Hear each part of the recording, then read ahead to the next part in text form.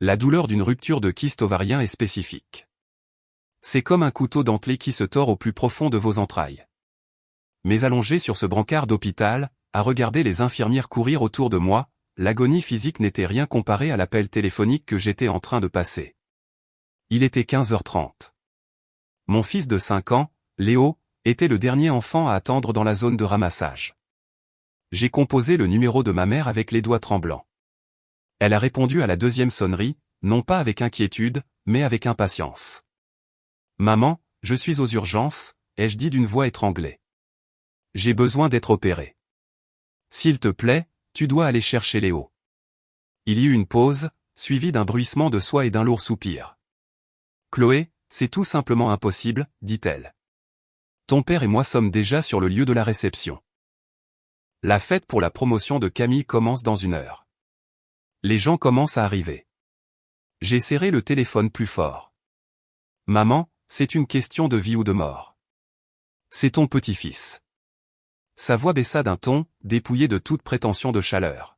« Écoute, la presse vient ce soir. C'est un événement très médiatisé. Léo est juste. Il est trop turbulent. Nous ne pouvons pas le laisser courir partout et gâcher l'esthétique. » La ligne est devenue silencieuse. J'ai fixé les dalles du plafond, les mots résonnant dans mes oreilles. Gâcher l'esthétique. Mon fils n'était pas un enfant pour eux. Il était une pollution visuelle. Laissez un commentaire pour me dire d'où vous lisez ceci et quelle heure il est chez vous. J'adorerais savoir qui fait partie de notre communauté. Se réveiller de l'anesthésie donne généralement l'impression de nager dans une boue épaisse, mais quand j'ai ouvert les yeux dans la salle de réveil, le brouillard s'est instantanément dissipé. Il n'y avait pas de confusion, pas de vulnérabilité vaseuse, juste un diamant de clarté, froid et dur, logé dans ma poitrine là où se trouvait mon cœur. Mon téléphone était posé sur la tablette en plastique à côté d'une tasse d'eau tiède. L'écran était sombre, pas d'appel manqué, pas de texto demandant si j'étais en vie, juste une notification de l'école confirmant que Sophie, mon associée, avait récupéré Léo des heures auparavant. Mes yeux sont restés secs. Cette piqûre familière du rejet avec laquelle j'avais vécu pendant 32 ans avait dû être retirée en même temps que le kyste. À la place, je ressentais un étrange détachement clinique. J'ai déverrouillé mon téléphone et ouvert Instagram. C'était la première chose dans mon fil, la story de Camille, publiée il y a 40 minutes. Ils étaient là, mes parents, debout dans une salle de bal d'hôtel sous d'immenses lustres en cristal, tenant des flûtes de champagne. Ils étaient radieux. La coiffure de ma mère était parfaite, pas un cheveu ne dépassait. Le smoking de mon père était impeccable. Ils arboraient ce sourire fier et spécifique qu'ils réservaient au public. La légende disait, célébrons notre étoile brillante. Si fiers de l'héritage le roi. Pas l'ombre d'une inquiétude dans leurs yeux. Pendant que les chirurgiens arrêtaient mon hémorragie interne, eux trinquaient et s'inquiétaient des angles de caméra. J'ai changé d'application, passant des réseaux sociaux à ma banque. C'était le 1er du mois. Le virement automatique était en attente, programmé pour être exécuté à minuit, 1150 €. C'était le paiement mensuel de la location du Range Rover dont mon père insistait avoir besoin pour son « image », mais que je payais discrètement depuis le jour où il avait signé le contrat. Pendant une décennie, j'avais traité leur affection comme un service par abonnement que j'étais terrifié de laisser expirer. Je pensais que si je payais assez, si je couvrais les voitures, les réparations, les vacances, j'obtiendrais enfin l'offre premium où ils m'aimeraient vraiment. Mais aujourd'hui, en fixant cette transaction en attente, j'ai réalisé que l'abonnement était une arnaque. Le service n'existait pas. J'ai regardé le chiffre, 1150 €. Puis j'ai regardé le bouton qui disait « Annuler le paiement récurrent ». Ma main n'a pas tremblé. Mon pouls ne s'est pas accéléré. Ce n'était pas un acte de rage. C'était une correction. J'ai appuyé sur le bouton. L'écran a chargé pendant 1 seconde, un petit cercle gris tournoyait, puis s'est actualisé. Virement annulé. Aussi simple que ça. Je n'ai pas bloqué leur numéro. Cela aurait été trop émotif, trop réactif. Je voulais que le silence soit l'arme. Je voulais qu'ils se réveillent demain, avec la gueule de bois due au champagne et à leur propre importance, et qu'ils consultent leur compte. Qu'ils ressentent le moment exact où le robinet s'est tari. La chambre d'hôpital était silencieuse, sentant l'antiseptique et la cire pour le sol. Pour la première fois de ma vie, ce silence ne me semblait pas solitaire. Il me semblait profitable, et je ne payais plus pour qu'il le comble. Les gens posent toujours la même question quand ils entendent parler de l'argent. Ils demandent, « Chloé, vous êtes une femme intelligente. Vous dirigez un cabinet d'architecture paysagère prospère. Pourquoi diable payez-vous une voiture de luxe pour des gens qui vous traitaient plus bas que terre ?» C'est une question logique, mais le dysfonctionnement familial n'est pas logique. Il est architectural. Il se construit brique par brique au fil des décennies, jusqu'à ce que vous ne remarquiez même plus que vous vivez dans une prison, parce que c'est vous qui avez posé le mortier. Pour comprendre pourquoi je payais, il faut voir où je vis par rapport à là où ils vivent. Ma maison est en désordre. Il y a des bottes boueuses près de la porte de derrière, des aquarelles à moitié terminées sur le frigo, et des plantes qui poussent sauvagement dans tous les coins. C'est chaotique, mais c'est chaleureux. Ça sent la terre et le pain qui cuit. C'est une maison conçue pour la vie, spécifiquement pour un garçon de 5 ans avec de l'énergie à revendre. La maison de mes parents est une salle d'exposition. Tapis blanc, table en verre aux angles vifs, des vases qui coûtent plus cher que ma mensualité de prêt immobilier, posés sur des piédestaux qui semblent n'attendre que d'être renversés. En grandissant, il ne s'agissait pas d'être un enfant. Il s'agissait d'être une pièce d'exposition. Et on ne touche pas aux pièces d'exposition. C'est pourquoi il qualifiait Léo de fardeau. Ce n'était pas parce qu'il était difficile. C'était parce qu'il était vivant. Et la vie est désordonnée. La vie griffe les parquets. J'ai appris très tôt qu'il n'y avait de la place que pour un seul personnage principal dans cette maison, et ce rôle avait été attribué avant ma naissance. Camille était la star. Elle était bruyante, exigeante et radieuse. Elle consommait tout l'oxygène de la pièce. Et parce qu'elle prenait tant de place, j'ai appris à n'en prendre aucune. Les psychologues ont un terme pour cela. Ils appellent ça le « syndrome de l'enfant de verre ». Nous sommes les frères et sœurs des enfants qui demandent beaucoup d'attention. Nous ne sommes pas seulement silencieux, nous sommes transparents. Nous apprenons à être invisibles pour que nos parents puissent regarder à travers nous et se concentrer sur l'enfant prodige. Nous apprenons qu'avoir des besoins est égoïste. Nous apprenons que la seule façon d'avoir de la valeur est de demander peu d'entretien, de faire partie de l'infrastructure plutôt que de la famille. Je ne payais pas seulement leurs factures parce que j'étais un paillasson. Je les payais parce que j'étais leur fondation. J'étais la dalle de béton coulée dans la terre pour que Camille puisse être la tourelle étincelante au sommet. La location du VUS n'était que les frais d'entretien mensuels. Le vrai coût est apparu il y a 6 mois. Mon père m'avait appelé en panique, la voix tremblante d'une vulnérabilité que j'entendais rarement. Il m'a dit que le toit de leur maison coloniale immaculée pourrissait. Il a dit que l'eau s'infiltrait dans les murs, menaçant l'intégrité structurelle de la propriété. Il a dit qu'ils étaient, à court de liquidités, à cause du marché, et que s'ils ne le réparaient pas immédiatement, ils perdraient leurs biens.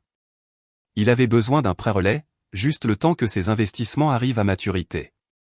Je n'ai pas hésité. Je n'ai pas demandé de devis d'entrepreneur. Je n'ai pas demandé à voir les dégâts des eaux. J'ai juste vu une fissure dans leur façade parfaite. Et comme une bonne petite enfant de verre, je me suis précipité pour la colmater afin qu'ils ne volent pas en éclats. Je leur ai viré 23 000 € de mon compte d'épargne personnelle. Cet argent était censé être l'acompte pour un nouveau bureau pour mon cabinet. Au lieu de cela, il est devenu le mortier invisible qui maintenait leur image. Je me suis dit que j'étais une bonne fille. Je me suis dit que j'investissais dans leur sécurité. Mais allongé dans ce lit d'hôpital à fixer le plafond, j'ai réalisé que je n'avais pas acheté un toit. J'avais payé pour le privilège d'être ignoré. J'avais dépensé 23 000 € pour m'assurer que leur maison reste parfaite, pour découvrir que lorsque ma propre maison était en train de brûler, ils ne traverseraient même pas la rue pour cracher sur les flammes. Les retombées sont arrivées exactement 24 heures plus tard. Mon téléphone s'est mis à vibrer contre la tablette en plastique de l'hôpital comme un frelon en colère piégé dans un bocal. Je n'avais pas besoin de regarder l'écran pour savoir de qui il s'agissait. Le silence que j'avais acheté avec ce virement annulé avait finalement expiré. J'ai regardé le téléphone danser sur la table, refusant de le toucher. Quand la vibration a finalement cessé, l'écran s'est allumé avec un message texte de ma mère. Il ne disait pas « Comment vas-tu ?» Il ne disait pas « L'opération est-elle terminée ?» Il disait « La carte de ton père a été refusée au centre de service du concessionnaire. Règle ça immédiatement. Quelle que soit la crise que tu fais, ne nous mets pas dans l'embarras devant le personnel. » Je l'ai lu 2 fois. Aucune inquiétude pour ma vie, seulement pour leur réputation. Pour eux, mon hémorragie interne n'était qu'un inconvénient, un contretemps logistique qui interférait avec le programme d'entretien de leur véhicule. Puis vint la deuxième vague. Camille. Elle ne m'a pas envoyé de texto directement, cela aurait nécessité de reconnaître mon existence. À la place, elle a posté une story sur Instagram. C'était une photo d'un ciel orageux avec une légende écrite dans une police blanche délicate, triste quand les membres de la famille ne peuvent pas soutenir vos victoires à cause de leur propre jalousie.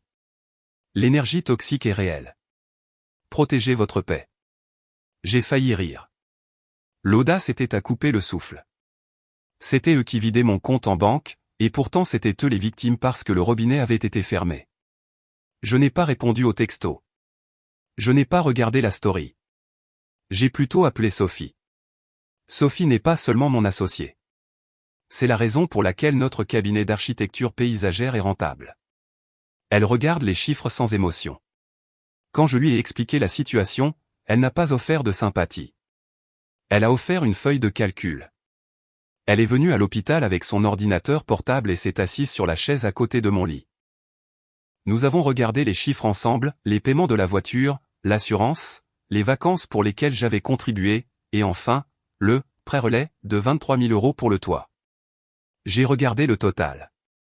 C'était suffisant pour verser un acompte sur une maison.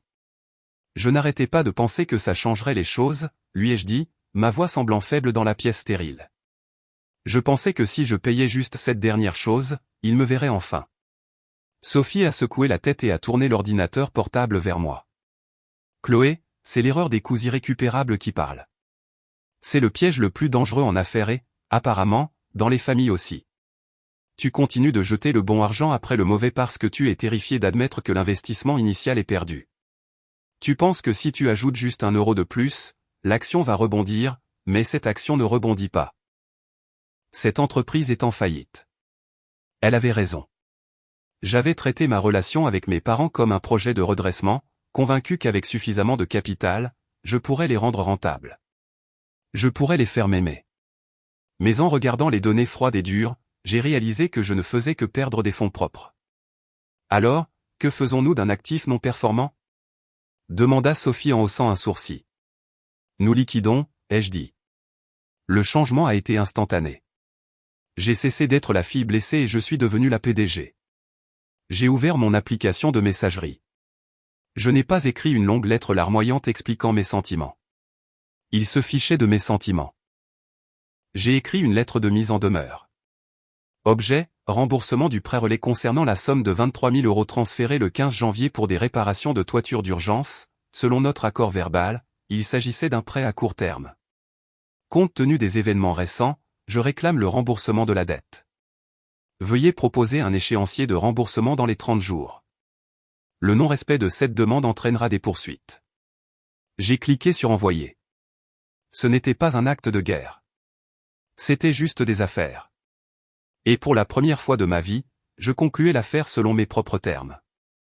La réponse à mon courriel est arrivée 3 heures plus tard. Elle venait de mon père, et c'était un chef-d'œuvre de manipulation psychologique. Chloé, lisait-on, nous sommes choqués par cette agression. Tu sais perfectly well que cet argent a disparu. Les réparations du toit nous ont épuisés. Nous sommes pratiquement sans le sou. Nous frapper alors que nous sommes à terre, surtout après que Camille a travaillé si dur pour rehausser le profil de cette famille, est cruel. Nous ne pouvons pas te rembourser. L'argent est dans les bardeaux. J'ai fixé le mot, sans le sou. C'était un mot lourd, conçu pour m'écraser sous le poids de la culpabilité. Une semaine plus tôt, ça aurait marché. J'aurais eu honte de demander. Je me serais excusé. Mais aujourd'hui, avec l'incision sur mon abdomen encore lancinante, je ressentais juste une froide curiosité. Sophie n'y a pas cru une seconde. Les gens sans le sou n'organisent pas de fête à 5 chiffres au Georges V, marmonnait-elle en tapant furieusement sur son ordinateur portable. Et les gens qui réparent des toits déposent des permis. Elle appuya sur Entrée avec brio. Recherche dans les archives publiques terminées. Adresse, 42 allée des Chênes. Historique des permis pour les 12 derniers mois, 0. Rien. Nada. Elle tourna l'écran vers moi. Aucun permis de toiture n'a jamais été demandé, Chloé. Aucun entrepreneur n'a mis les pieds sur cette propriété. L'air dans la pièce sembla se refroidir de 10 degrés. S'ils n'ont pas réparé le toit, où sont passés les 23 000 €? Ouvre ton application bancaire, ordonna Sophie. Trouve le virement. Clique sur les détails de la transaction. Si c'était un virement, il doit y avoir un compte destinataire ou un libellé. Je suis allé au 15 janvier. Il était là, le virement. J'ai développé les détails. Habituellement, les virements à la famille n'affichent que le nom du destinataire. Mais comme je l'avais envoyé depuis mon compte professionnel pour garder les choses propres, ironique, je sais, la banque avait inclus le libellé de la banque destinataire. Il n'était pas écrit Toiture Durand. Il n'était pas écrit Gérard Leroy. Le destinataire était listé comme Prestige Événements et Traiteurs, SARL. J'ai arrêté de respirer. Le monde a basculé sur son axe. Prestige Événements et Traiteurs, l'entreprise qui gérait les galas les plus exclusifs de la ville, l'entreprise qui avait organisé la fête de promotion de Camille. J'ai vérifié la date de la facture, le 15 janvier. L'acompte avait été versé le jour même où j'avais viré l'argent. Les pièces du puzzle se sont assemblées avec la force d'un accident de voiture. Il n'y avait pas de toit pourri. Il n'y avait pas de dégâts des eaux. Mon père ne m'avait pas appelé en panique parce que leur maison s'effondrait. Il m'avait appelé parce que l'acompte pour la fête de Camille était dû et qu'il n'avait pas l'argent pour payer la tour de champagne. Je n'avais pas seulement été exclu de la fête. J'en avais été la financière. Je suis resté là, figé, réalisant la profondeur de la trahison. Pendant que j'étais allongé sur un brancard, saignant et terrifié, ma mère refusait de m'aider parce qu'elle était trop occupée à boire du champagne que j'avais acheté. Elle s'inquiétait de l'esthétique d'une fête financée par la fille invisible. Ils avaient pris mes économies, mes fonds propres durement gagnés, et les avaient versés dans un sanctuaire pour Camille, puis m'avaient enjambé pour aller célébrer à l'intérieur. La dernière once de culpabilité à laquelle je m'accrochais, cette petite voix qui demandait « Suis-je trop dur ?», s'est évaporée. Elle n'a pas seulement disparu. Elle a été incinérée. Ce n'était pas un malentendu. C'était un vol. Ils m'avaient volé pour célébrer l'enfant qu'ils aimaient vraiment. J'ai fermé l'ordinateur portable. Le déclic a retenti comme un coup de feu dans la pièce silencieuse. Tu avais raison, Sophie, ai-je dit, ma voix ferme, dénuée de tout tremblement. L'entreprise est en faillite, et je vais procéder à la saisie. 2 mois plus tard, l'agent de recouvrement est finalement venu pour le Range Rover. Je ne l'ai pas vu, mais un voisin m'en a parlé. Apparemment, la scène était mémorable, mon père criant à propos d'erreurs bancaires pendant qu'une dépanneuse traînait son symbole de statut social le long de l'allée. Je m'attendais à ce qu'ils appellent. Je m'attendais à un message vocal rempli de cris. Je ne m'attendais pas à ce qu'ils se présentent à ma porte un mardi soir. Je les ai observés depuis la fenêtre de la cuisine avant d'ouvrir la porte. Ils avaient l'air différents. Le vernis avait disparu. Les cheveux de ma mère n'étaient pas parfaitement coiffés, ils étaient tirés en un chignon sévère et décoiffés. Les épaules de mon père, habituellement carrées d'arrogance, étaient affaissées.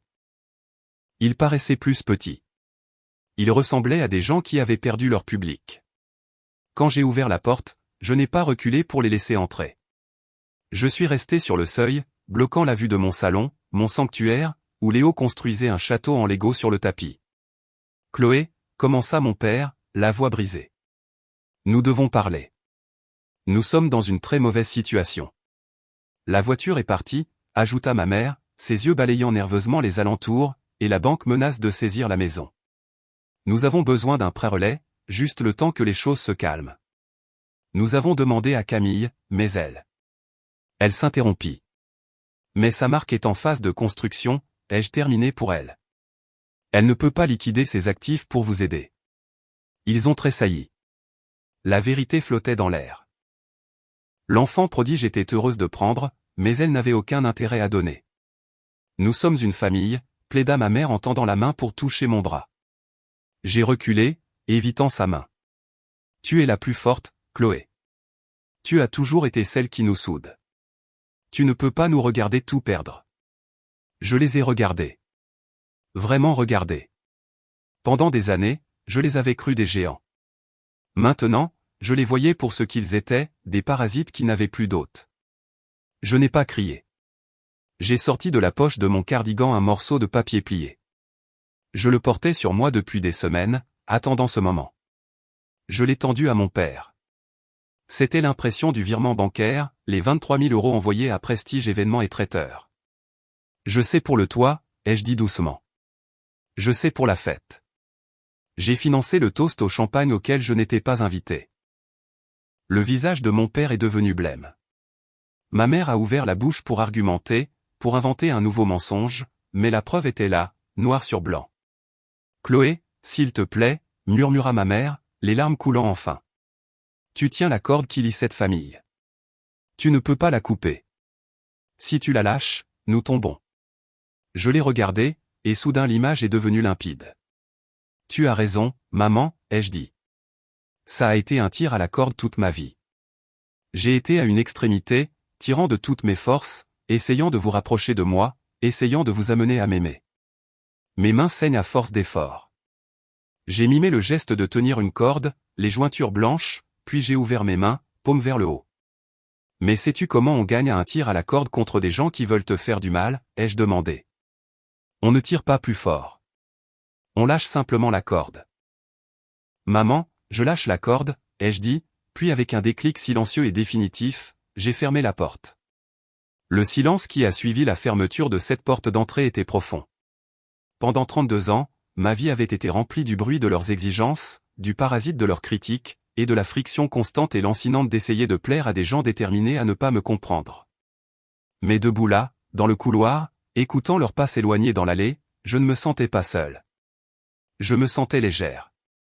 C'était comme si la gravité avait enfin relâché son emprise sur mes chevilles. Le lendemain matin, le soleil frappait différemment la table de la cuisine. Il n'illuminait plus un champ de bataille. Il éclairait juste le petit déjeuner. J'ai de nouveau ouvert mon application bancaire. Le paiement de la location que je redoutais, ces 1150 € qui drainaient mon esprit chaque mois, était en sécurité sur mon compte courant. Je ne l'ai pas dépensé en chaussures ou en vacances. J'ai ouvert un nouveau sous-compte intitulé « L'avenir de Léo ». Chaque mois, maintenant, cet argent y est versé. Au lieu de payer pour que mon père ait l'air prospère au feu rouge, je paie pour que mon fils ait des choix. Je compose les intérêts de l'amour au lieu de payer les intérêts de la dette. La vie s'est installée dans un rythme qui m'a semblé inhabituel au début, simplement parce qu'il était paisible.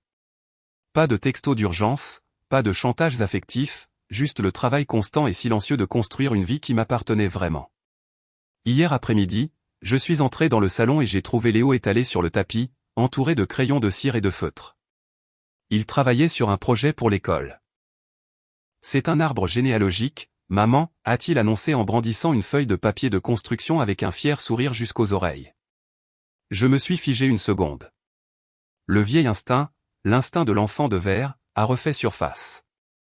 Je me suis inquiété de savoir comment expliquer les vides, comment expliquer pourquoi grand-mère et grand-père n'étaient pas là, comment expliquer pourquoi sa tante, la célèbre influenceuse, manquait. Mais quand je me suis penché pour regarder son dessin, je n'ai pas vu de vide. Au centre de l'arbre, il y avait un dessin de nous deux, nous tenant la main.